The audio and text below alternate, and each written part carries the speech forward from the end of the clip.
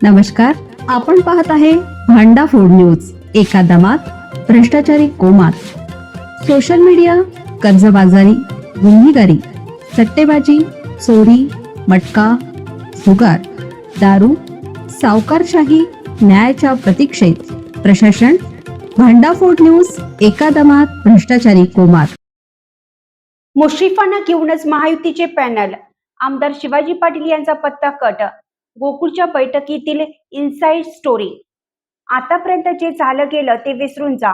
सर्व पाटीकाला आता गोकुळसाठी एकत्रित या, असा आदेश मुख्यमंत्री देवेंद्र फडणवीस यांचा आहे. त्यामुळे रुसवे फुगवे बाजूला ठेवून सर्वांनी एकत्रित यावे लागेल, असे आमदार विनय कोरे यांनी सर्व नेत्यांना सांगितलं. गोकुळ दूध संघाच्या निवडणुकीत आजपर्यंत यापूर्वी मंत्री हसन मुश्रीफ आणि आमदार सतेज पाटील हे नेते होते.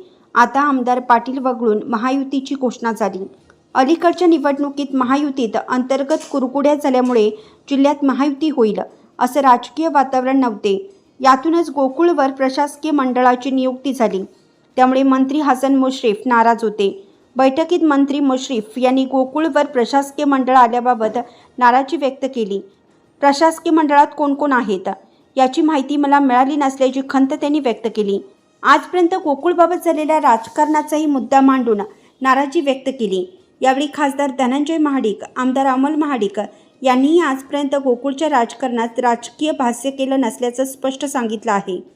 यावर वाद वाढत जात असतानाच मंत्री पाटील यांनी मुख्यमंत्र्यांनी महायुती करण्याबाबत सूचना दिल्याचं सांगितलं.